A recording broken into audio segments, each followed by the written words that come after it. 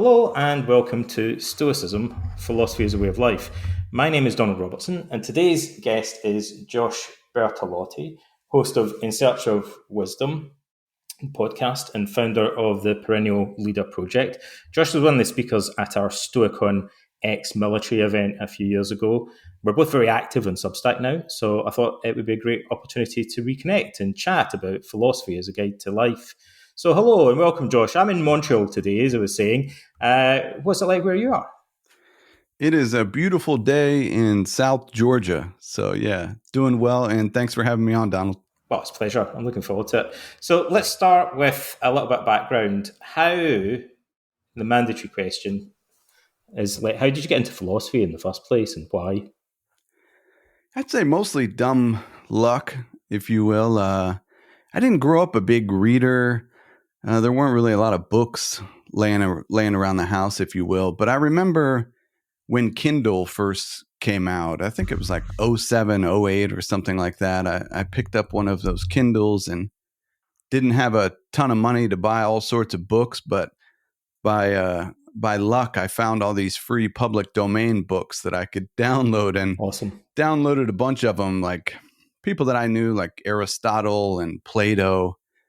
But for some reason, I also downloaded the Enchiridion, and it was titled The Thoughts of Marcus Aurelius, by literally just sheer dumb luck and probably the Kindle Amazon folks helping me out with recommendations and stuff. Wow, so you went to the algorithm. Yeah. Yeah. Thank you. But as it turns out, the Enchiridion was really one of the only ones that to me was readable. I was very new to philosophy, and some of those public domain versions of other figures were pretty difficult to get through, especially at that point. Well, here's a tip actually for listeners and stuff. Like some of the public domain translations tend to be the older translations.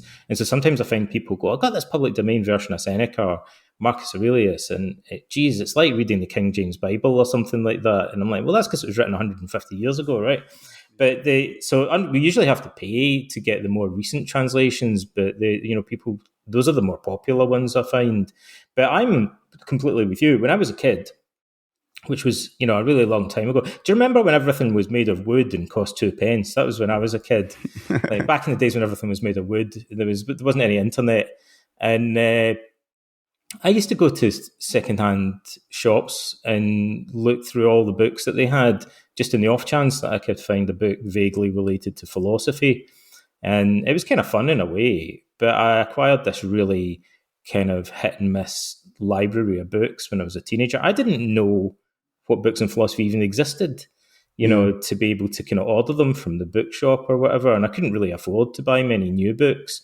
So I had a kind of strange education. Classics were some of the ones I found, some of Plato's dialogues and things like that. They were easy to get a hold of. So those were the days. And you got into kind of philosophy, you picked up your Kindle, you never looked back.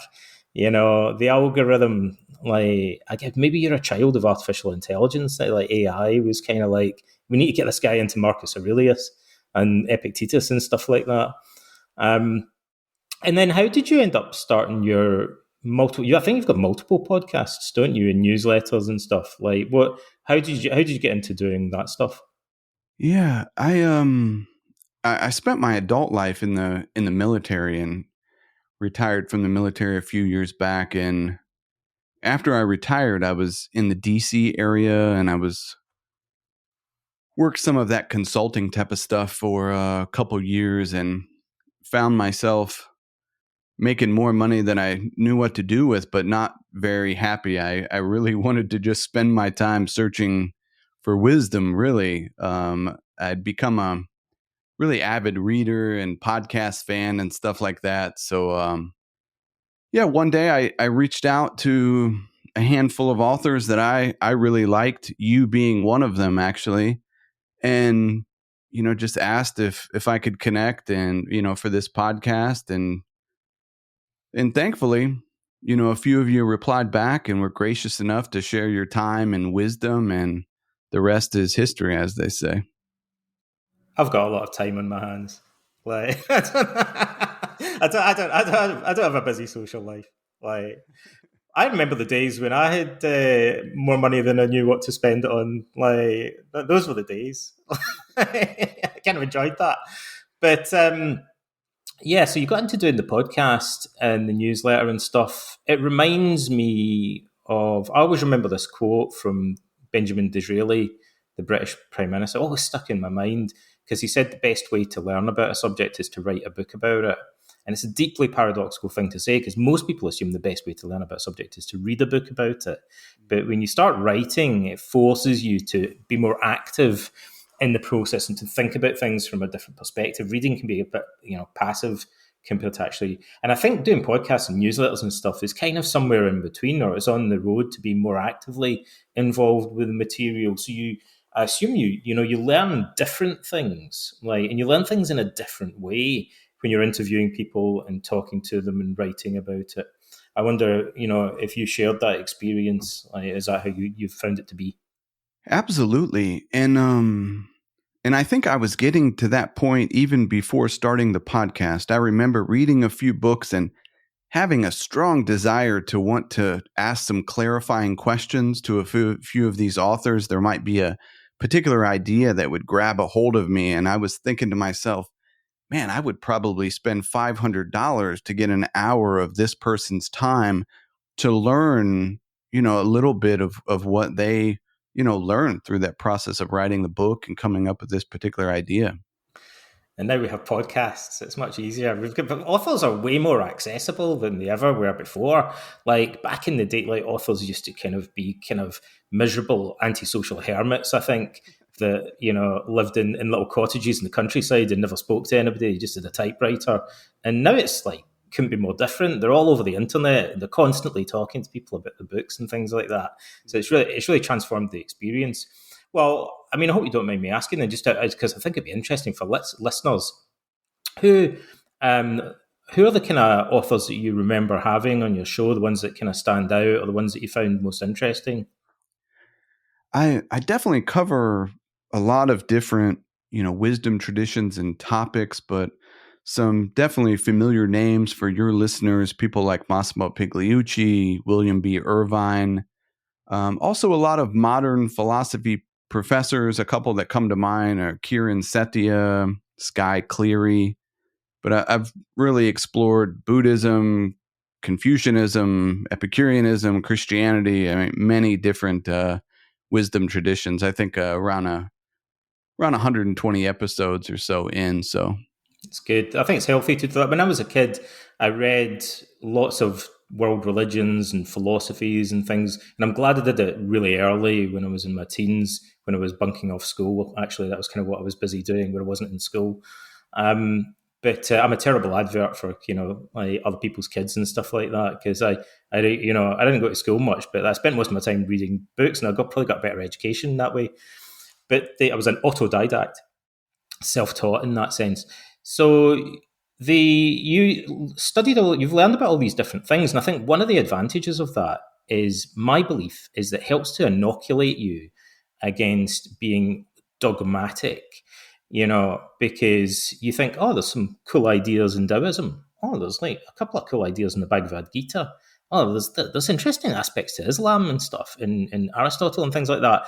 And I think people who are able to read things widely have the massive advantage in life that it prevents them from developing tunnel vision and, overly identifying dogmatically with a particular ideology or way of looking at things.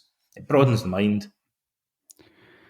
Yeah, that's been my experience. Sometimes I think of, what might be a takeaway from, this little project over the last few years.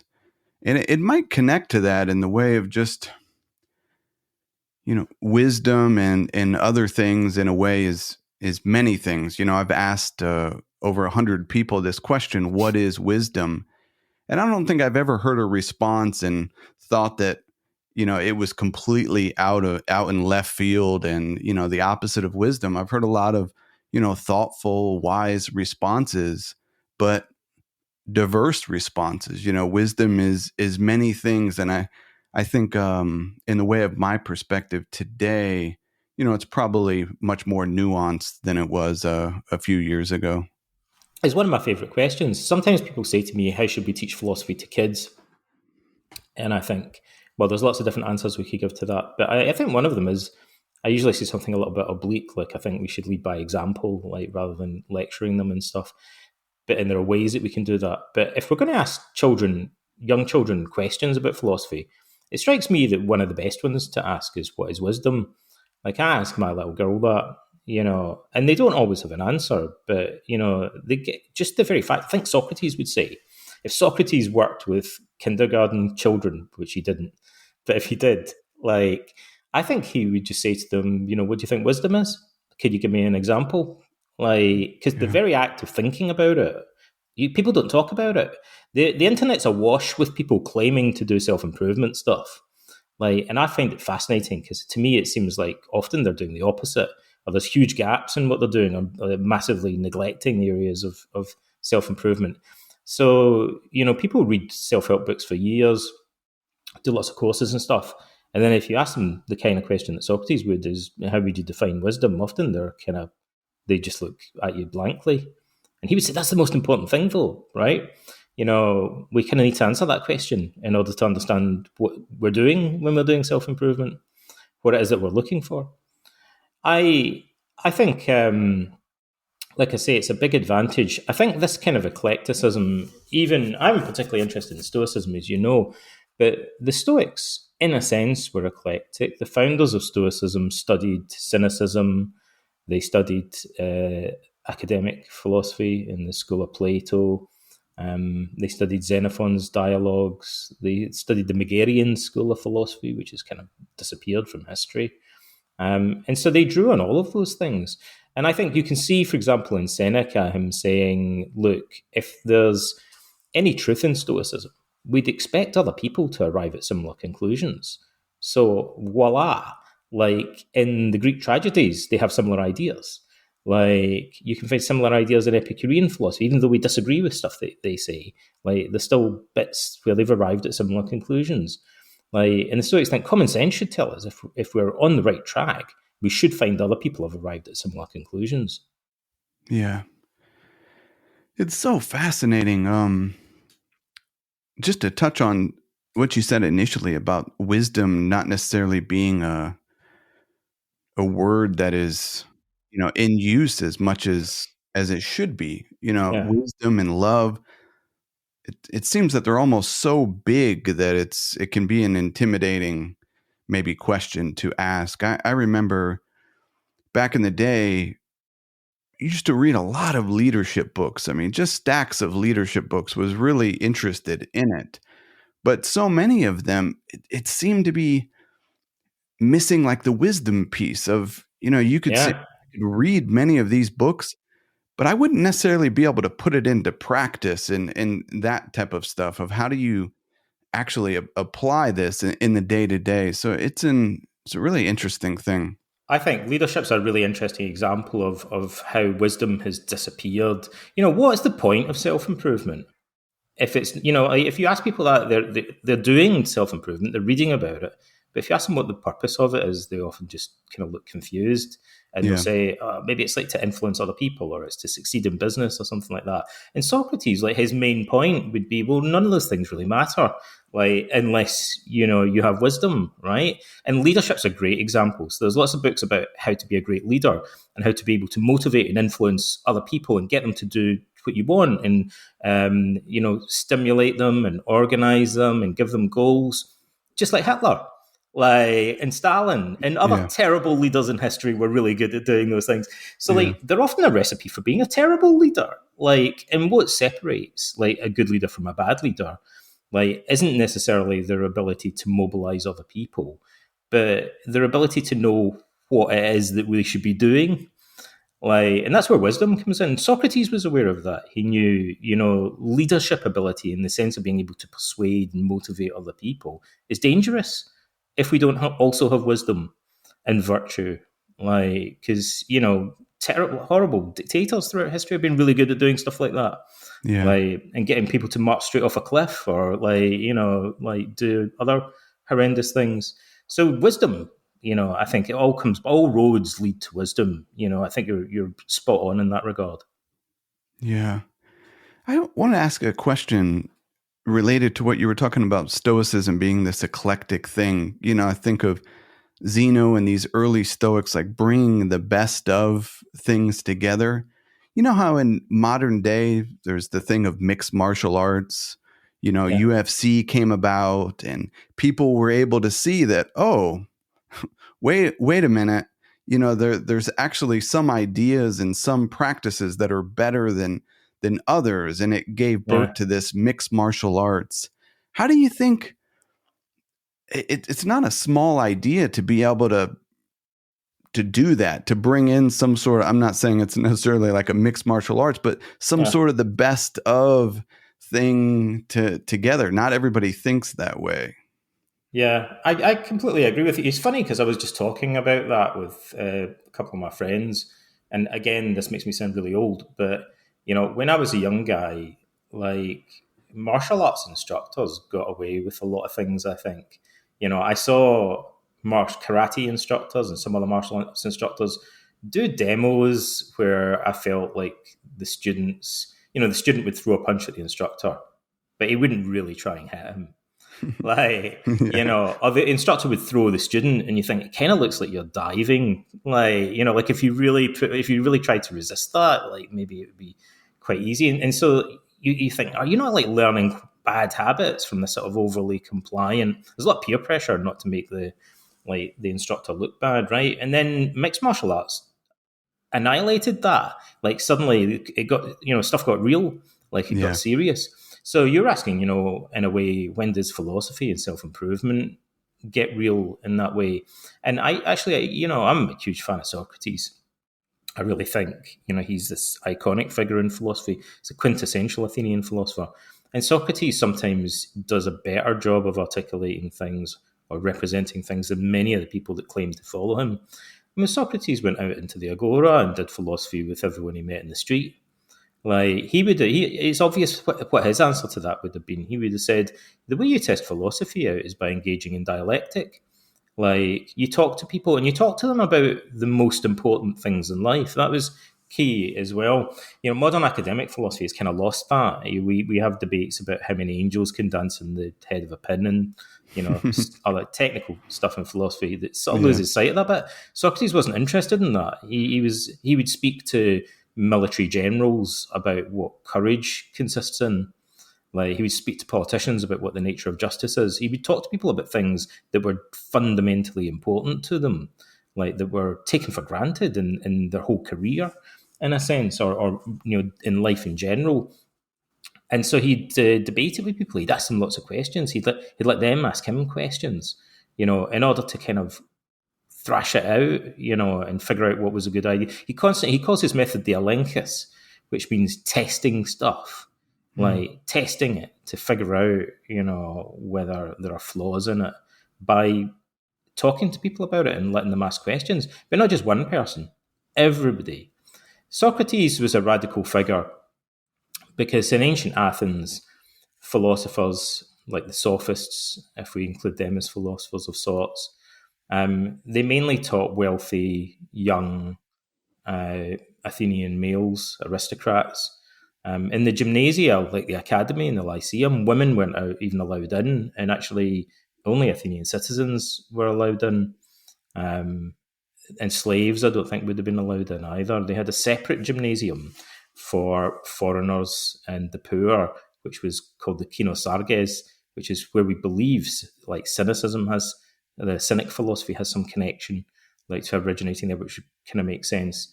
But Socrates broke the mold because he went out and did philosophy with people in the marketplace, and he did philosophy with rich people, poor people, Athenians, but also many foreigners, with free men and slaves, with prostitutes. One of his most famous students was a guy who'd been sex trafficked and was enslaved and made to work in a brothel in Wow. Athens. And he became one of Phaedo became one of Socrates' most preeminent disciples. But probably most controversially of all, Socrates did philosophy with women. And the Pythagoreans had female students, but philosophers in general didn't do philosophy with women. Yeah. Like we were told that Plato had two women that attended his lectures in the academy, but they had to disguise themselves as men in order to get in. Like we see Socrates talking to prostitutes, and talking to other women in Greek society. So really kind of testing his ideas by being really open-minded and cosmopolitan, about the sort of people. He says in Plato's Apology, he says something that's easy to miss, but I think it's really important. He says he immediately went, when he began his philosophical mission, to the people that had a reputation for wisdom. And one of them was probably Protagoras, who was known by his followers as the wisest man alive. He was the first person to call himself a sophist or a wise man. And according to Plato, he wrote a dialogue about it. Socrates goes to Protagoras. You're the wisest man alive. Okay, I better speak to you about the nature of wisdom. And he came away from it disappointed. And then he asked a bunch of other people. And he says in passing in the trial that he often got more sense out of ordinary people. One of his friends was Simon the shoemaker, guys like that. And he it's interesting. He became kind of disillusioned and thought, when I interrogate famous politicians, great thinkers, I don't really get that much benefit from it. I'm getting more insight into nature wisdom just by talking to slaves and craftsmen in the marketplace. Why do you think, like, even specifically, like this idea of not knowing, skepticism, intellectual humility, whatever you would want to call it, why is it still today, more than 2,000 years later, such a difficult thing? I think actually it relates to what we were just talking about. I wondered, why did Socrates seem disappointed with Protagoras? And actually, Plato kind of answers that question in the dialogue. So Protagoras is quite evasive. He really, really resists several times allowing Socrates to ask him questions. He changes the subject. And at one point, he even pretty much admits that he's got a reputation to maintain. Dun, dun, dun. Yeah. So the wisest man alive has to maintain his reputation. And I recognize this from modern research in health and psychology. There's a thing called the problem of expert bias. Like, there are researchers that found that if you want to know about a medical intervention, it's not necessarily a good idea to ask someone that's an expert on it, because people that base their career on something and are famous as experts are traditionally quite bad at cherry picking data. So they have a kind of ideology or a position that they want to defend. So the problem is, if you're known for being an expert on a subject, you'll tend to be quite selective and shore up your reputation. And I think that's why Socrates ended up doing philosophy with ordinary people, and often particularly young people, adolescents, because he thought they don't have a reputation to maintain. So they're more willing to be wrong. They're more open to being refuted. And I think that's what part of the reason why skepticism and being open-minded is a problem today. It's kind of egotism. People don't want to be wrong, and they kind of want to defend the position that they've come to identify with, especially in America in particular, everywhere in the world, but particularly I think in America, there seems to me to be a problem with political tribalism. And so people, the first thing they do on the internet, if they disagree with someone, is they accuse them of being politically biased, which is a form of the ad hominem fallacy. You can't be true. You can't be right because you're a liberal. You can't be right because you're a Republican. As if that's some kind of logical argument, right? Yeah. It's one of the stupidest things anyone could possibly say. Yeah. But people say it every minute of every day on Twitter. And it really is one of the dumbest things, they're advertising their own stupidity when they say that. Basically, it's like, I'm not even going to weigh up the pros and cons of what you're saying. I'm just going to dismiss it because I don't like who you vote for or who I believe you vote for. It's crazy.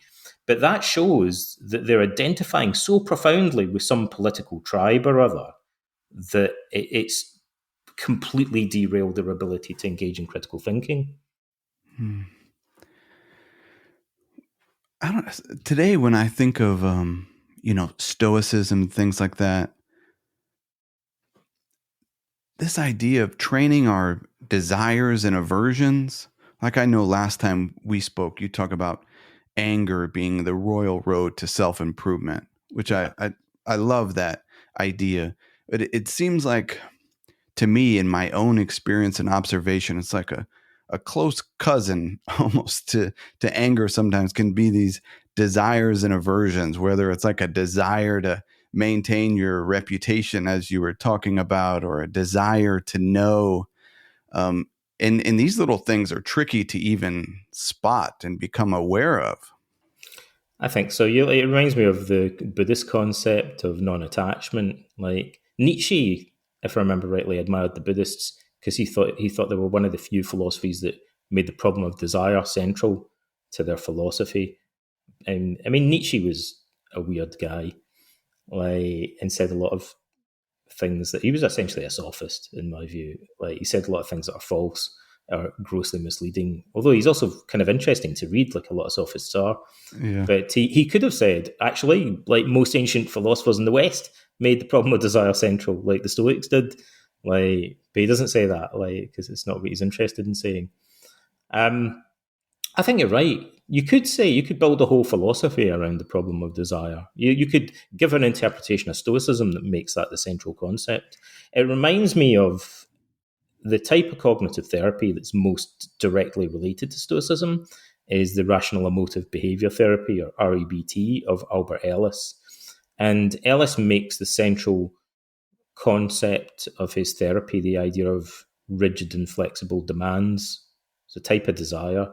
And he says his view is, look, basically, it's a recipe for neurosis. If you want to be neurotic, have rigid, inflexible, absolutistic demands that you impose on yourself, on life, and on other people. And you can be as neurotic as you like by doing that. Like, because sooner or later your demands are going to be thwarted, and then you're going to be really upset about it. Whereas if you have flexible, like, desires or preferences that if they're thwarted, you're prepared for it, like, and it doesn't seem like the end of the world, then you're going to be much more adaptive as a human being. That reminds me a lot of the Stoic reserve clause. I'm going to do this or that, but if it doesn't work out, then it's not the end of the world. Yeah. It seems so helpful in terms of just relationships. Full disclosure, I'm a reality relationship junkie a little bit. I find it so interesting. It seems like these desires come up so often. And I watch some of these where they have, psychologists and experts that kind of do some counseling and stuff. And it does seem like some of the questions and advice are just not so helpful because they're not necessarily seeing that it's not about like fulfilling every desire that you have. That's not necessarily the mission here. Yeah. The Stoics would say, learning to moderate our desires and manage them in a sense is fundamental to wisdom. I believe, let's go further back. You're interested in the wisdom tradition. Let's go back to what I consider, in a sense, to be the very origin of the Western wisdom tradition. Let's go back to a time before men, like to a time when philosophy came from women in Greece, from a particular institution known as the Temple of Delphic Apollo, just outside Athens, where the high priestess of Apollo was a woman called the Pythia, like the Pythoness, because Apollo slayed a dragon called the Python there. And she would make pronouncements that people would go away and interpret. Plutarch says that her sayings and pronouncements were sometimes cryptic. They were often two words. Most of them are just two words in Greek, like a zen koan. And Plutarch says books many volumes long have been written about them. Like, they become a motif of Greek philosophy. And there are 147 recorded maxims from Delphi that survive today. But the three most famous ones, I think all of them were allegedly engraved at the entrance to the temple. And one of them was Gnothai auton, which means know thyself. And that absolutely became a maxim of Socrates and Greek philosophy in general. And the other one is Maiden Agan, which means nothing over much or nothing in excess. Now that relates to non-attachment. You could Yeah. read that like nothing too much. Well, what's too much? Rigid, inflexible demands are too much. You've gone too far, buddy. That's it. You're on the road to neurosis there. It's okay to have preferences, like, but you've crossed the line into rigid demands. You drive yourself crazy. That's too Mm. much. Like, and you need to know yourself. These two things go together. You need self knowledge in order to know when you've crossed the line, how much is too much or how much is not enough. That would require self knowledge. These two maxims complement one another, and they're both themes that Socrates returns to time and time again. But incidentally, the third one is far less well known. That's engraved outside the temple, so much so that I can't remember what it is in Greek. But in English, it's surety brings ruin. And Plutarch interprets it as a slogan of skepticism. So it means overconfidence or intellectual conceit leads to catastrophe in life. Like, so these three things, you have to know yourself. You have to understand your own nature. You have to understand like when you're desiring things too much, like, and you need to be cautious about jumping to conclusions about things or rooting out intellectual conceit, which again is fundamental to the Socratic method. And in terms of the wisdom tradition, these are like seeds that are planted, like that go back before the origins of Western philosophy. Yeah, it's so fascinating. I love that. I've thought about those in just recently, a couple years ago, found out about the second two. I'd always heard of the know thyself.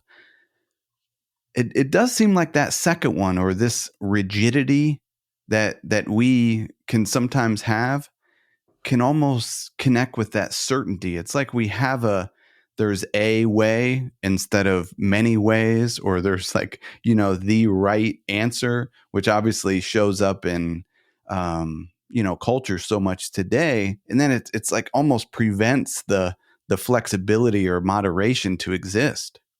Yeah, the true believers. It's my way or the highway. In a way, it's easy when we look at other people, right? And I think ancient philosophers were aware of that as well. They kind of talk about the problem of self awareness, that, you can look at other people and think, it's obvious what that guy's doing wrong. Like, but it's really hard to apply that kind of wisdom. Therapists, my background's in cognitive therapy, therapists are quite sensitive to this. They spend all day helping other people, but people say, well, how come you're so neurotic yourself? Like, and like, well, it's easy to help other people, right? It's obvious what that guy's doing wrong. Like, but when you look at society in general, you think clearly there's a problem with people being overly confident about their beliefs. And one of the things I noticed recently that I haven't really, it didn't seem to be as apparent to me before. And I have to say, it kind of rose to the fore during the pandemic, which is something I'm concerned about because to some extent I have a background in public health and health research.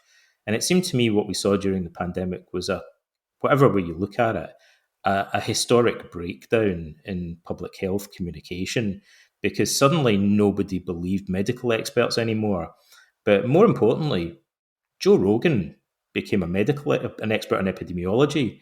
Like influencers and politicians started having strongly held opinions about medical research, which would seem ridiculous to people that are actually trained in medical research. Like people that have never cracked open a book on the subject and don't understand the terminology that they're using, started making claims about viruses and vaccines and things like that. They were just speaking gobbledygook. Like, anybody with any background in health research or medicine would spot that immediately. But they had an audience. Like, and so you get these people. One of the things you get is suddenly everyone's an expert. Everyone's an expert on climate change. Everyone's an expert on epidemiology. You know, I'm in favor, like you say, although I'm interested in Stoicism, I also have some sympathy for the skeptics. I kind of miss the days when people would have a little bit more humility about subjects that they've got zero training or education in. Like, but if you want, you can see every day on the internet, you'll meet people that will try and school experts. Like, and the more confident they are, usually, the less they actually know about the subject. It's like the Dunning-Kruger effect. Socrates calls it double ignorance. Actually, he's got quite a good term for it. Ignorance is when you don't know something, and Socrates says there's nothing wrong with ignorance. It's just as long as you know that you're ignorant. I don't know, how to repair the engine in a car. Like, it's not a problem for me. Like, I just pay someone else to do it. Maybe, it's not the end of the world. Like, but if I don't know how to repair an engine in a car, and I believe that I do, and I don't know that I'm ignorant, that's going to cause some serious problems when my car breaks down, and I start trying to interfere with it. So Socrates thinks double ignorance, being ignorant but not knowing that you're ignorant, is where the real problem lies. Like, there are several. The first Alcibiades, if I remember rightly, talks about this. It's double ignorance. It's I think we see all over the internet now, and one of the kind of red flags for it is people having strong opinions about areas of science and medicine that they have zero education or training in. Yeah, it makes me, sometimes I think in the West, like, is some of this stuff a West thing, or is it a world thing? Like, for example, in the way of turning what is being seen throughout history maybe as a vice, like take anger, for example, of where it can be spun into like some sort of virtue, or same thing in the terms of like removing desires. No, it's about fulfilling everything that you want and crafting some sort of life. And I think the same thing with the knowing, that can sometimes be rewarded as a virtue, some sort of certainty, when wisdom tells us that it's a vice. I'll be honest with you. I think it's got something to do with politicians. Yeah. That's my hunch. And actually, throughout history, people have pointed the finger at politicians, Socrates, and maybe there's some reason for that. In order to get attention, in order to get people to back you and believe in you, you kind of need to act and talk as if you're an expert, on everything. You've got opinions on everything. People are kind of reassured by certainty. Yeah. But most politicians have got absolutely no idea about climate change or epidemiology or the economy or any number of other things that they have really strong opinions about and talk about all the time. But people want to be reassured by that. And I think also another thing is entertainment. There's a famous part in Plato's Republic where Socrates talks about the Greek tragedies, and he kind of spoils them because he's talking to Glaucon, Plato's brother, about Greek tragedies.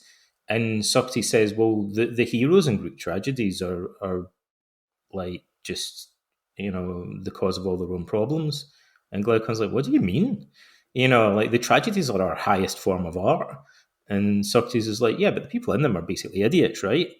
They're, if you look at it, Oedipus, drives himself crazy, because he gets so upset about stuff that, unnecessarily, really. It's just got to do with his way of thinking about things and his value judgments. They're all self-inflicted tragedies. And the problem with that is, it would be boring to watch a play about a guy who's completely objective and rational about everything. It's more entertaining to watch people that are losing their minds and freaking out about things. It's fun. It captures our attention, but it becomes problematic because monkey see, monkey do. Yeah. And if we then are immersed in that and emulate it, I would say at a deeper level as well, just to give a specific example, almost all the depictions of death that we see in movies and read about in books portray death as catastrophic and frightening. Not always, but 99% of the time. You watch action movies and people are dodging bullets and stuff like that. You don't really see any examples, very few examples of anybody meeting their death philosophically. Yeah. like a noble death or a good death. It's kind of fairly rare. It's not a completely unknown, but it's less common. We're death is portrayed in a way that it's meant to seem frightening. Horror movies and stuff like that.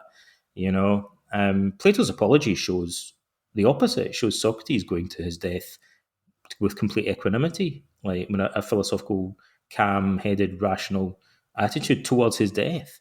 But mostly we watch horror movies and stuff like that, and thrillers and things where we're constantly being trained to be scared of dying, like, and to view it in a sort of terrifying, panicky way. So I think in the ancient world, they would say it's politicians and sophists that cause all the problems. That's what the philosophers traditionally say. Today, I would say it's politicians and entertainers. I guess it's movies and things, but also social media influencers Yeah. would be the modern equivalent of the ancient sophists. They say things that are sensational and controversial because it gets more attention, and like the algorithms fuel that. It's all about selling, advertising, and stuff. So in the ancient world, sophists got people's attention by evoking fear and anger. Influencers and the news media and stuff really explicitly do that today, rage farming and stuff, because they make money out of it. It's like in the Matrix where they're using Keanu Reeves as like a battery or something. That's what you and I are never like where we are when we plug into Twitter. They're using it they're using our attention, because they make money out of having our eyes on their advertising. And how do they do that? Is by telling us, you won't believe what happened, like in Arkansas today, shocking revelation, like controversial, like in court today, such, Don Lemon is aghast. It actually tells you what you're supposed to feel. Yeah. At some point, I don't know when that happened. They call it editorializing in news. When I was a kid, journalists just reported the facts. Whereas now they editorialize like crazy. Like they're telling you what you're supposed to feel about the facts, and they're expressing shock and disgust and horror and things. It even says it in the YouTube subject line. Tucker Carlson is horrified to discover. I'm supposed to be horrified at these things, shocked by them. Yeah. But they're training us to, be idiots. It makes it so challenging to, I think, for the average person that doesn't necessarily have the time to bury themselves in philosophy books like I do. I feel so fortunate.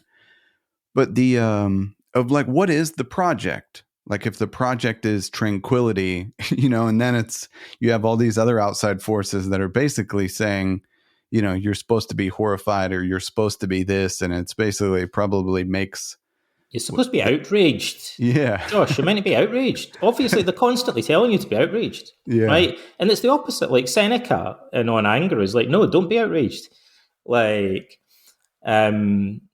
The ancient philosophers in general were like, no, don't be outraged. You need to rise above these things and think more rationally about it. The project, I would say, isn't primarily peace of mind. I feel like that's a red herring.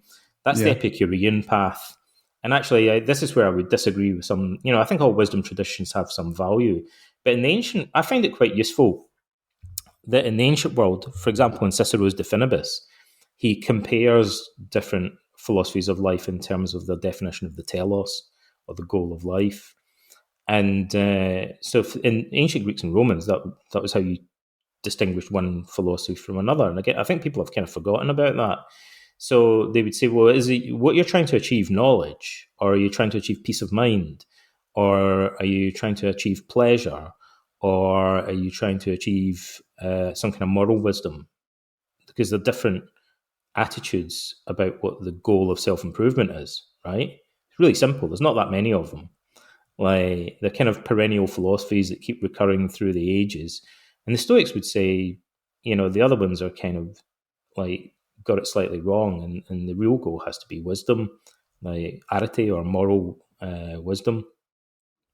Basically, I particularly as a therapist, I would say, incidentally, there's a reason why Stoicism is popular and has influenced modern psychotherapy, and Epicureanism has not. And that's because the Epicurean idea that the goal of life is ataraxia or hedone, like is pleasure or peace of mind, is highly problematic from the point of view of modern psychology. That's the way people talk who have clinical depression. Like, so being overly preoccupied with managing your subjective feelings, and particularly ataraxia, which would be avoiding discomfort or avoiding distress, tends to lead to avoidant behavior, which is usually maladaptive in the long term. So that philosophy actually is quite familiar to therapists from people who are deeply unwell, and really a healthier way of looking at things would be more about defining the goal of life in terms of living in accord with your core values or achieving some kind of enlightenment or insight. And the Stoics would say sometimes wisdom often brings peace of mind. It has to some extent.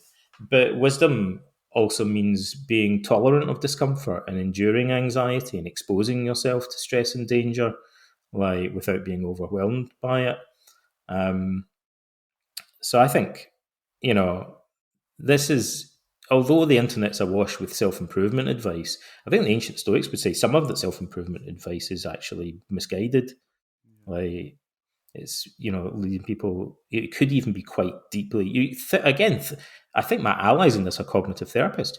Every cognitive therapist, the first session they do with a client, increasingly over time, it involves assessing the client's existing coping strategies, often stuff that they've read in self-help books or on the internet, and getting them to stop doing it. Because many of the coping strategies that people use are basically just forms of avoidance and disguise, and often they're unhelpful. How do people, I'm always curious to think about like putting that into practice in daily life. Like one thing I've found helpful for me and like challenging is like a big and in between things. Like one of my favorite quotes from Marcus Aurelius is, "The fruit of this life is a good character and acts for the common good." But it seems like with across wisdom traditions, but definitely in Stoicism, maybe there could be a greater emphasis on the and, like, and it's this, like there could be a thing that comes up that is unfortunate, and it's possible for you to, endure it and not be outraged. I definitely think that's central. That reminds me of what we call in therapy decatastrophizing, like adversity. I like to call it just having a philosophical attitude towards misfortune or adversity. And then the deeper question is, I was thinking of this earlier when we said desire is a problem, rigid demands are a problem. What's the remedy for them? And I think it has to be some kind of shift in perspective. There's another perspective, and it's interesting because, incidentally, in saying that, I'm consciously departing from the way that cognitive therapists traditionally look at it. In cognitive therapy, we usually get clients to weigh the evidence for and against a belief. So there's a process of thinking, kind of like dialectic, that they go through. And I think there's some value in that. But I actually think more fundamentally, there's just a different way of looking at things, a different perspective on them, like the view from above, which really, is the remedy to over-attachment and catastrophizing to some extent. And I think really the source of our problems often is a narrowing of perspective. So I lose my job, right? Under stress, I'll naturally engage in what's called threat monitoring, and my attention becomes very narrow and focused on possible sources of danger the more anxious I am. So it becomes a kind of confirmation bias, vicious circle. The more I'm freaking out, the more I'm going to look for other signs of danger, and I'll find them. And I'll freak out even more, and then I'll become even more focused on possible. So it becomes like a kind of spiral into catastrophic worrying, or catastrophic thinking. And so I lost my job, right? But if I broadened my perspective, I might think, but there's other things that are going on in my life that I could be really grateful for. And also, even though I've lost my job, I'll probably find another one. Or it gives me an opportunity to try and strike out on my own and start a business. So it might suck for like weeks or even months. But I guess after that, things will change. this too shall pass, and actually I might even be better off in the long Yeah. run. And the best way, people sometimes find that perspective hard, but it's actually much easier to adopt that perspective if you forget about the future and focus for a moment on the past. Because if you think about the first job that you lost, or the first exam that you failed, or the first relationship that you had that broke up, like you look back on it from 10, 20, 30 years later, like it's easier to decatastrophize it and think, yeah, it wasn't the end of the world. Like, oh, the relationship ended. It seemed really bad at the time, but then I met someone else. Or, oh yeah, I lost that job. It didn't work out for me, but then I found another one that was much better. Like, and so, and look, in retrospect, I think it's easier to decatastrophize things, but that comes from taking a longer view on events, which goes against our instincts, our animal nature, when we're under stress. And so I don't think it's so much about weighing evidence like we sometimes do in cognitive therapy. I think it's more about just being able to find this alternative, bigger, more expansive perspective on things. And I think that helps to loosen rigid demands and catastrophic thinking. Yeah. It seems so challenging for us to hold the two perspectives, like even that a good character and acts for the common good. It seems like we can latch on to it's all about good character and or the other thing, or just, live over here. I think sometimes the Epicureans, or even maybe like in Buddhism, where I'm going to go into a cave and meditate for 10 years, or I'm going to withdraw from the city, like the Epicurean, where they're seeing essentially one side of something, it seems. Historically, in Buddhism, there was a big shift between what's sometimes called the Hinayana tradition and the Mahayana tradition. And the earlier Buddhist tradition placed more emphasis, allegedly, there's some scholarly debate about this, but it's the general wisdom is that the early Buddhists were more withdrawn, and like yogis, they would go and sit in a cave and meditate, and they weren't as kind of pro-social or like engaged with the community. And then at some point, the Buddhist tradition started to feel there's something not quite right about this. It's like there's something lacking in it, and they developed what sometimes called the Bodhisattva ideal, which is this idea that compassion like must be integral to enlightenment.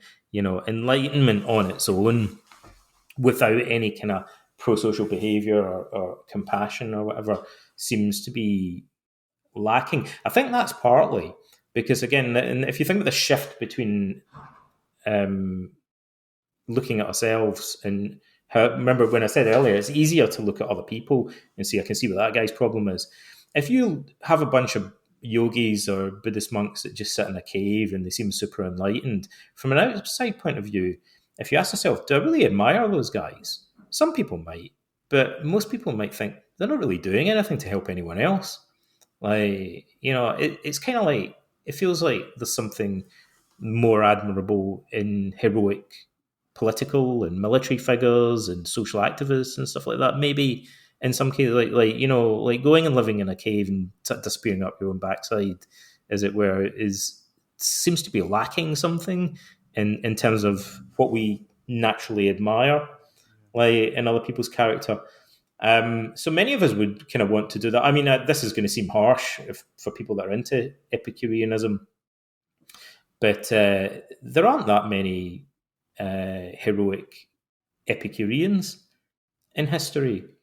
Like, you might look back and people admire Epicurus, but Epicureanism wasn't known as a philosophy that generated lots of great political, historical figures that people really look up to.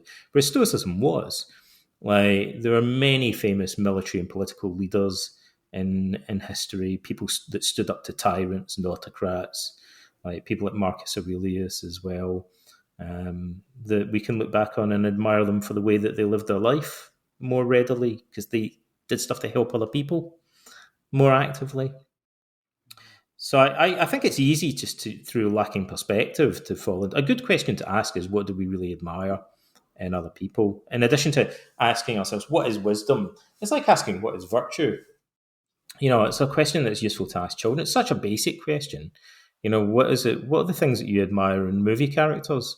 Like, I really love watching movies about people that go and sit in a cave, like, and don't talk to anyone for 20 years, but they become like super enlightened. Like, Yeah. we admire courageous, like, people, self-disciplined, determined people. Like, if what they're doing is in the service of good, um, well, why shouldn't we be more like that ourselves? Why shouldn't we become like the sort of people that we admire, so we can look in the mirror and have self-respect? You look in the mirror and think, I can take pride in my own character. The main thing that the Christians criticized the Stoics for was self-pride. But Hmm. I don't necessarily think that's a bad thing. I think self-pride is important to ancient Stoicism, but in the sense of living up to your own ideals and values, so you have a kind of self-respect. The Christians thought that was problematic because we shouldn't be entitled to take pride in ourselves. Like, we should see ourselves as inherently, because of original sin and so on, as inherently inferior and flawed creatures, like, that can only flourish by the grace of God. Like, and the Stoics were like, no, like, we're responsible for our own flourishing. Like, and then that means, we should be able to take pride, like, in our progress towards virtue. But that's an interesting debate that's kind of died off now. But in the ancient world, part of the tension between Stoicism and Christianity was the extent to which, like, we can actually cultivate a healthy sense of pride or self-respect, or whether that's just an inherently toxic idea. Yeah, it's fascinating. The something I've been thinking about is you mentioned those three maxims: the know thyself. I swear I've asked. I'm not sure if I asked you, but I've asked a number of guests on the show of, can we know ourselves? How should we think about that? And you pair that with the third maxim of the certainty bringing insanity or something like that. I wrote an article a few months ago. It's one of those things where, we can't really, I was making the case we can't really know ourselves, or maybe as much as we think. And it can be a challenging one to read. You get some negative comments and stuff like that from something like that, which I understand. But in a way, it doesn't mean that you're not searching to know yourself. It's like it's a difficult thing. You might not completely know yourself, but it doesn't mean you just abandon the the project altogether. That seems to be another tricky type of idea. When Plutarch said these sayings gave birth to books many volumes long, Know Thyself, is the most famous example, but we can actually see multiple interpretations of that in ancient literature.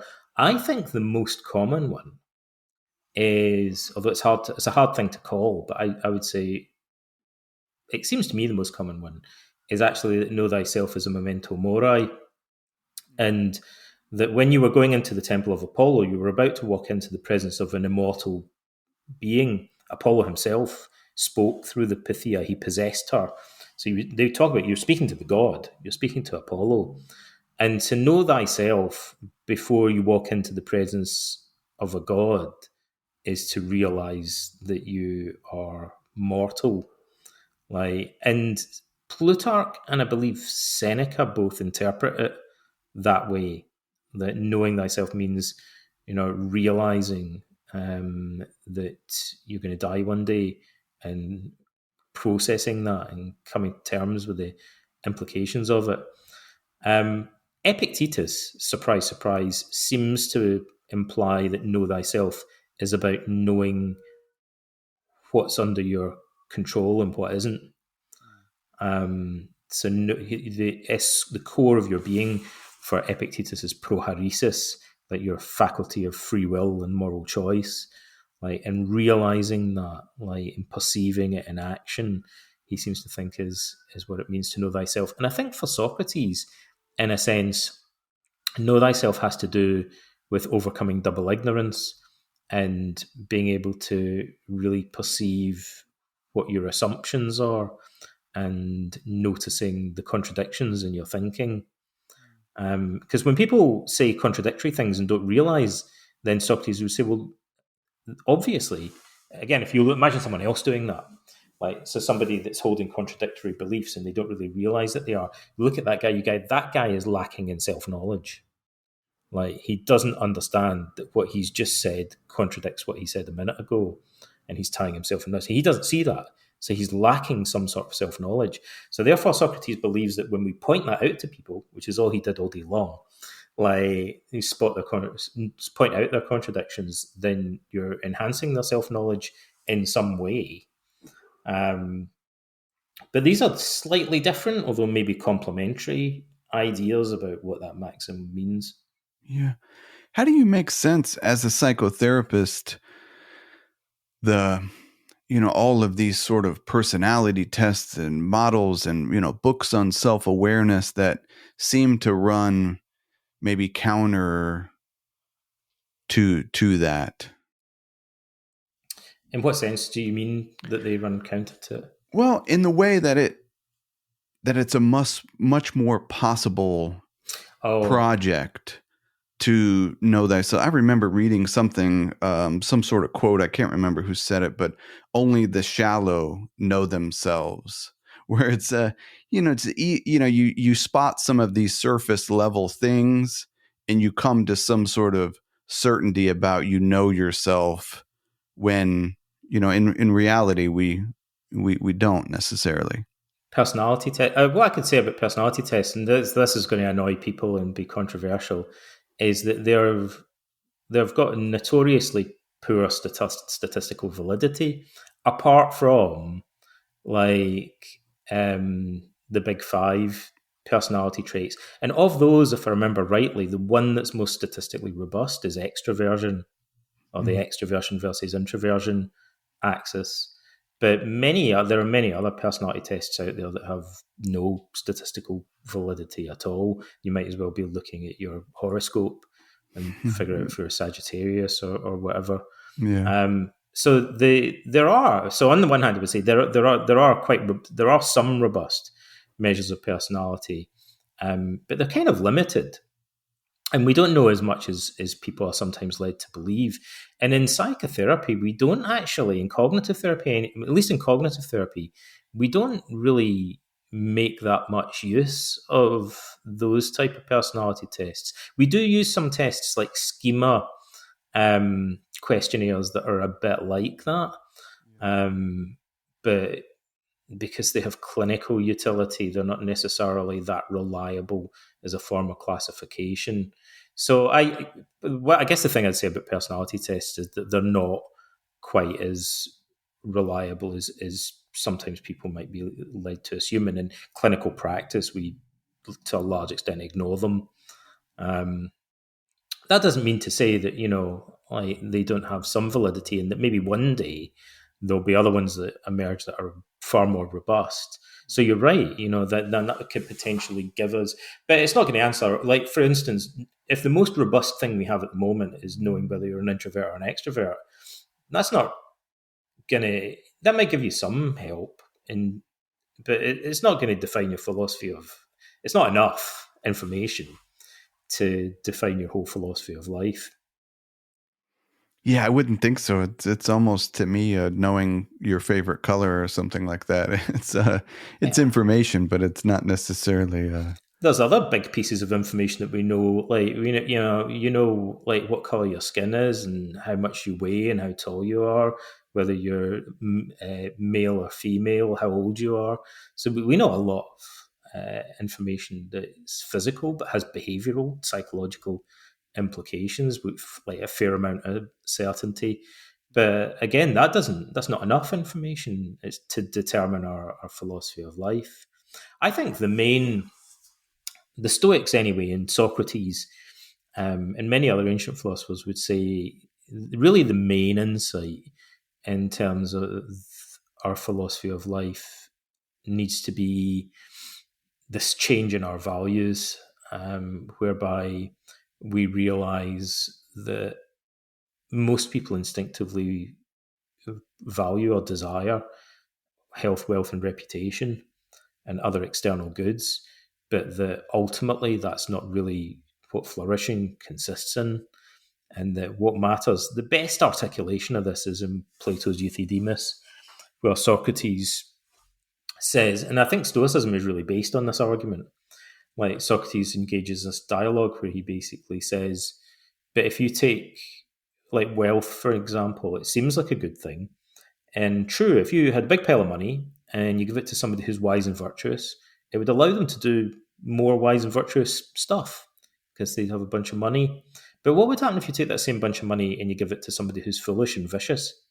Wouldn't it just allow them to do more foolish and vicious stuff? Like, and the same is true of reputation and friends and status. And he says all of the external goods really give you more control over your environment, or they give you practical advantages or opportunities. But what really matters is whether you use them well or foolishly. And so, with a flourish, he kind of concludes, therefore the only truly good thing is a type of moral wisdom that would consist in knowing how to use these other things well. And so that's our fundamental transformation in our values, though, because we instinctively grow up valuing health, wealth, and reputation and other external goods. The Stoics, Hierocles uses a Greek word. He uses the Greek word for conversion, epistrophe, which I would roughly translate is almost meaning doing a U-turn. So completely doing an about face in terms of our fundamental values in life, realizing, everyone else is running around trying to get health, wealth, and reputation, and that's kind of what I spent my life assuming was really important. It's a wrench to suddenly realize maybe all those things are neither good nor bad in themselves, and there's something else that everyone is ignoring, except you, because you dedicated your life to studying wisdom. Maybe that's far more important than any, and all these other things are pointless without it. But that's turning everything on its head for most people. Yeah. It's a major upheaval. It's almost like a religious conversion, an epistrophe that would be required to adopt that perspective. It seems like we can practice that, though, this 180-degree, perspective shift. I've been a fan of the little bit of writing from Heraclitus, obviously somebody who shows up throughout meditations. Yeah. But there's some parts in there of where, even with simple things, he's like, we value gold, like the donkey prefers trash. The ocean is polluted, but it's purified for the fish, and the way up is the way down. And so many of these different things where sometimes you can have some fun doing that. And I do that in daily life. It doesn't have to be some major thing where you can look at it from a totally different perspective. Yeah. Absolutely. He loves these paradoxes. Yeah. He's Marcus Aurelius' second favorite philosopher, next to Epictetus. I'm going to wildly speculate about something that I've got no real justification for claiming whatsoever. It's a caveat.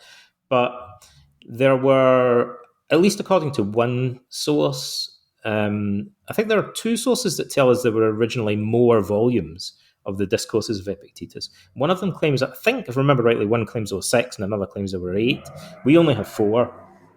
And so Marcus Aurelius mainly quotes Epictetus, and then second to that, he quotes Heraclitus. Epictetus doesn't say very much about Heraclitus, except in one place where he says that he was one of the greatest philosophers that ever lived, and a huge role model alongside the likes of Socrates and Diogenes. So it's really weird that Epictetus says this guy's a hero, he's one of the greatest philosophers, and then doesn't say anything else about him. And I wonder whether the missing volumes of the Discourses contain Epictetus talking a lot more about Heraclitus, and whether Marcus Aurelius is really into Heraclitus in part. And also when someone if one philosopher quotes another, like Marcus is quoting these guys, it may be that he hasn't actually read Heraclitus's On Nature, but perhaps has read other texts that quote from it just in the same sort of way that we would. We don't have that text, but we've got like fragments of it. It may be that when Marcus is quoting Heraclitus, he's quoting it via Epictetus or another Stoic. What would be the most likely place that he would find quotes from Heraclitus? He'd probably find it in the writings of other Stoics, because from Cleanthes onwards, they were known for being really into Heraclitus. Cleanthes wrote, I think, 4 volumes about Heraclitus, the second head of the Stoa. So of course Marcus would have come across this stuff in Stoic writings. Maybe that's where he's quoting it from. And I'm curious to I wish one day we would, maybe, I guess we'll never know, but I'm kind of suspicious that he might be quoting it from Epictetus. Yeah, it's fascinating. Yeah, it really is. So I'm conscious that we're probably reaching the end of our time, and it might be a good point to wrap up with that, on a point of wild speculation about history. And I wonder, did you have anything else that you wanted to mention or share with our listeners before we conclude our episode today? Well, I just wanted to say thanks so much for not only having me on today, but a few years back, coming on the show, always being so gracious with your time and all of the content that you put out. It really means more than you know. I'd say if any listeners are interested in what I'm up to, probably the best spot is Perennial Meditations on Substack. It's a daily email newsletter. We try to put out free courses for members. We do a reading in the good life, which is like a weekly book club. So try to provide opportunities to connect and hopefully search for wisdom. Well, this is going to be a good test of Substack, because we'll put the podcast out on Substack and then link to your Substack account. So we'll see how kind of like seamlessly that works. Actually, that would be a good way for people to get in touch with you. Nice. So with that, I'll conclude, and I'd like to thank you, our guest, Josh Bertolotti, and thank the listeners for tuning in to this episode. And please, post your comments and questions underneath this episode. So goodbye from me, and goodbye from Josh. Bye, everyone. Thanks so much.